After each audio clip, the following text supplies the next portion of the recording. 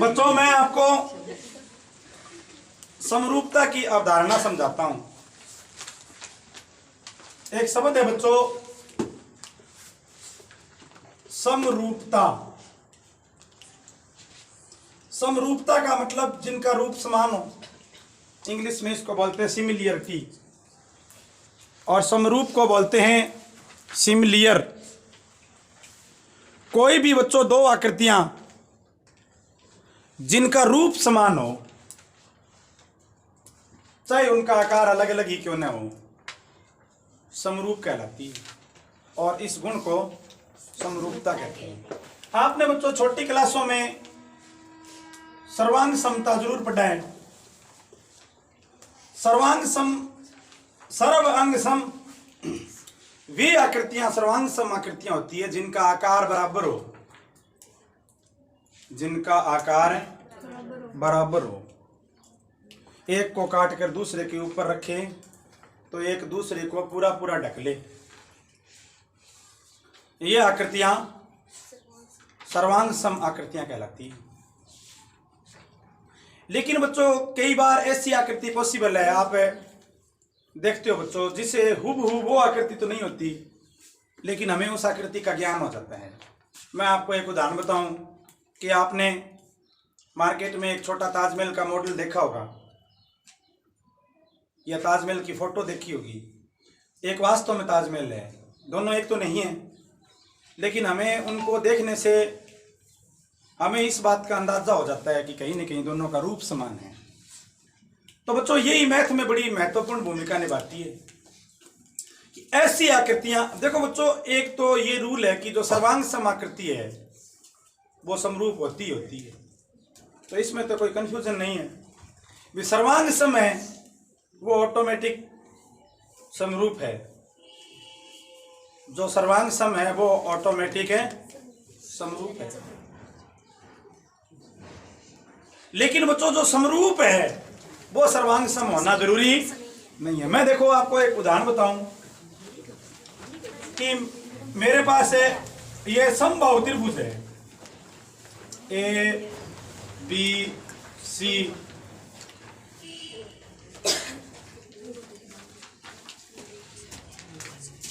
और दूसरा त्रिभुज है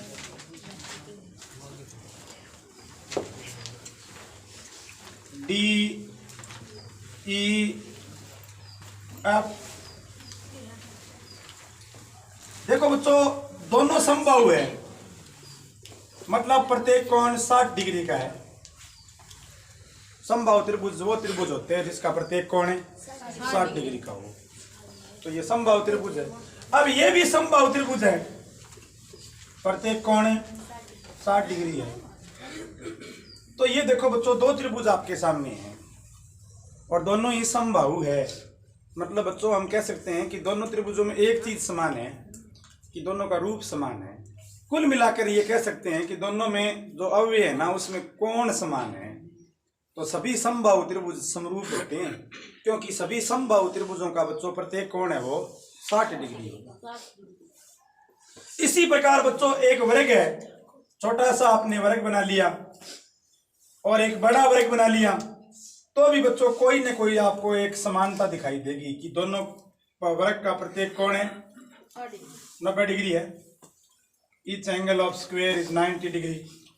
तो सभी वर्ग भी समरूप होते हैं, सभी वर्ग हैं समरूप होते हैं। सभी वृत्त है बच्चों, उनमें भी एक चीज कॉमन है कि केंद्र से समान दूरी पर ये जो भाग है वृद्धि, इसका सूत्र सब में एक समान है, और वो क्या है 2 पाई r। तो सभी वृत्त भी बच्चों समरूप है, चाहे वो छोटे बड़े कैसे ही हो।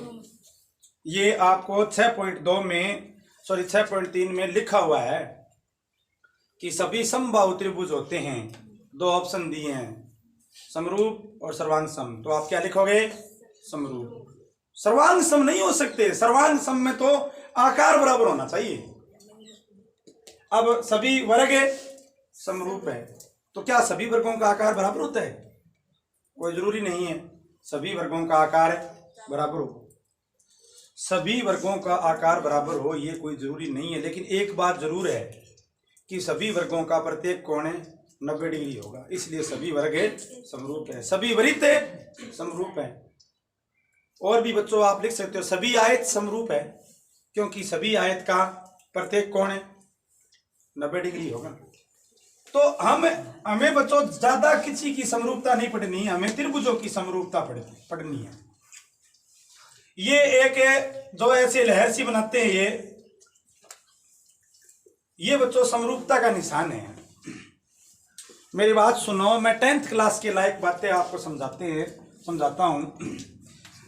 आपको ये कहा जाए कि त्रिभुज ए बी सी समरूप त्रिभुज डी ई एफ है, और फिर ये पूछ ले कि इसका मतलब क्या है, तो इसके कुछ मीनिंग निकलते हैं बच्चों। इसका पहला मतलब ये है बच्चों कि कोण ए है वो डी के बराबर है, कोण बी है वो ई के बराबर है, और कोण सी है वो एफ के बराबर है। तो पहला मतलब तो ये निकल गया कि यदि दो त्रिभुज समरूप है तो उनके संगत कोण आपस में बराबर होते हैं, कोरस्पोंडिंग एंगल आर इक्वल। अब देखो दूसरा मतलब ये निकलता है कि यदि ये समरूप है ना तो इनकी भुजाओं का अनुपात समान है, same ratio of their sides, इनकी भुजाओं का अनुपात आपस में समान है। भुजाओं का अनुपात लिखने का तरीका होता है बच्चों, कैसे देखो ए बी और यहां अनुपात ले लो डी ई, यानी ए बी के संगत कौन है इधर डी ई बराबर होगा 20C, और इधर 20C के संगत कौन है ई एफ, इधर 20C के संगत है वो ई एफ। फिर साइड वाले ले लो एस सी, इधर एस सी के संगत कौन है डी एफ, एस सी के संगत है वो डी एफ। तो त्रिभुजों में बच्चों दो गुण होते हैं ना, कोई एक गुण से त्रिभुज समरूप सिद्ध किया जा सकता है और दूसरा गुण लिखा जा सकता है। सुनो ध्यान से, यदि दो त्रिभुज समरूप है तो फिर उनमें पहले तो उनके कोण बराबर होंगे, दूसरा बच्चों उनकी संगत भुजाएं समानुपाती होगी। यदि दो त्रिभुज समरूप है तो पहली प्रॉपर्टी क्या होगी, उनके कोण बराबर होंगे, दूसरा उनकी भुजाएं समान अनुपात में होगी। भुजाएं कभी अब बहुत बार बच्चों आप कहते हो भुजाएं बराबर होगी, तो बराबर है तो भी समान अनुपात में ही है। तो ये समरूपता है बच्चों, हम त्रिभुजों की समरूपता पढ़ेंगे। पहले बच्चों सबसे पहले मैं आपको एंगल समरूपता समझाता हूं। एंगल समरूपता, दो त्रिभुजों को बच्चों एक त्रिभुज के तीनों एंगल दूसरे त्रिभुज के तीनों एंगल के बराबर हो, एक त्रिभुज के तीनों कोण दूसरे त्रिभुज के तीनों कोण के बराबर हो तो दोनों त्रिभुज समरूप होते हैं। वास्तव में तीनों जरूरी नहीं है, यदि एक त्रिभुज के कोई भी दो कोण दूसरे त्रिभुज के कोई भी दो कोणों के बराबर है ना तो दोनों त्रिभुज समरूप है। तीसरा कोण स्वतः ही बराबर है हो जाएगा।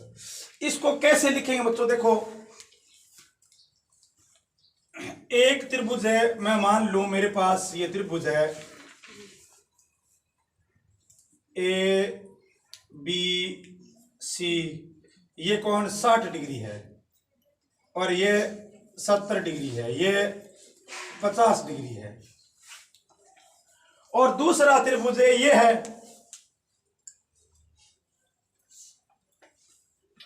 डी ई एफ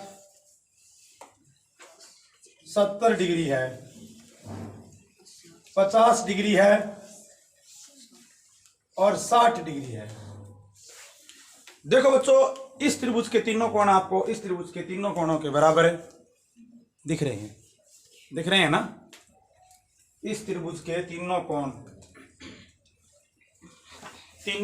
इसके उसके तीनों कोणों के बराबर दिख रहे हैं। कौन सा किसके बराबर है, देखो ए के बराबर कौन सा आ रहा है, ए 50 का, इधर है एफ 50 का, इधर बी 50 का, बी 60 का, इधर डी 60 का। इधर सी 60 का, सॉरी 70 का, और इधर है ई 70 का। तो देखो बच्चों ये तीनों कोण और ये तीनों कोण आपस में बराबर है। तो आप कह सकते हो एंगल एंगल समरूपता से। क्या चीज है? एंगल एंगल समरूपता से। एंगल एंगल समरूपता से त्रिभुज ए बी सी समरूप। अब देखो ए के बराबर कौन सा कोण है? एफ। तो पहले ए है तो पहले क्या आएगा इधर? एफ। फिर क्या है? बी। तो इधर क्या आएगा बी के साथ? डी। फिर क्या आएगा बताओ? ई, यानी एफ डी ई। ये देखो बहुत सारे बच्चे सोच रहे हैं कि एफ ई डी लिख दे, तो फिर गलत हो जाएगा है? ये कॉम्बिनेशन बनना चाहिए बच्चों। ए एफ के इक्वल है, बी डी के इक्वल है, सी ई के इक्वल है। यही समरूप है, यानी दोनों त्रिभुज आपस में समरूप है। अब बच्चों बहुत बार ऐसे प्रश्न, ऐसी परिस्थिति आती है कि थोड़ा सा कोणों को घुमा फिरा के दे दिया होता है। जैसे ऐसे दे दिया ए बी सी,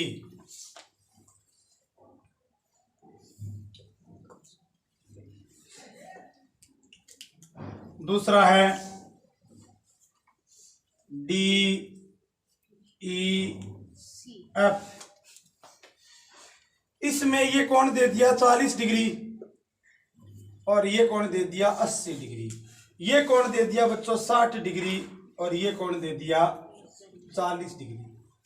तो अब देखो तीन कोणों का जिक्र भी नहीं है, यहां पर सिर्फ दो कोणों का ही जिक्र है। पहला ये कोण है, ये ज्ञात करो, और फिर इसमें ये ज्ञात करो। क्या पता आपको इसके तीनों कोण इसके तीनों कोणों के बराबर ही दिख जाए।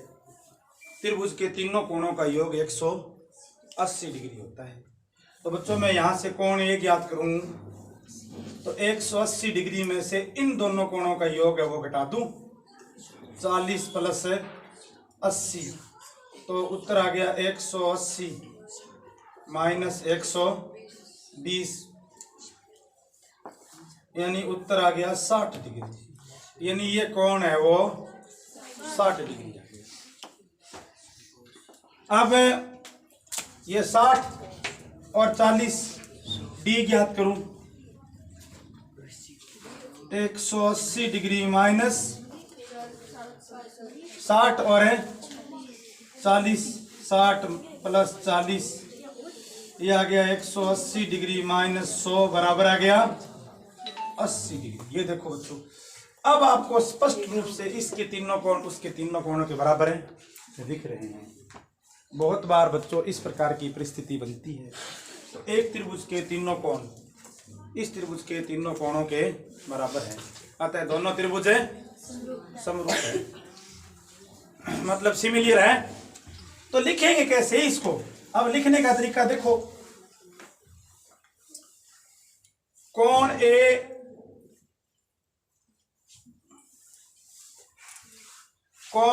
कितना है बोलो? 60, और इधर कितना है कोण ई? इधर ये 60 का, इधर ये 60 का, दोनों क्या हो गए? 60 की हो गई। इधर ये बी 40 का और इधर ये एफ है 40 का, और इधर ये सी 40 का, सॉरी 80 का, और इधर ये डी 80 का। तो त्रिभुज ए बी सी समरूप, ए के बराबर ई, बी के बराबर एफ, सी के बराबर डी। त्रिभुज ए बी सी समरूप है त्रिभुज ए। तो ये बच्चों एंगल एंगल है समरूपता है। एक समरूपता और है बच्चों,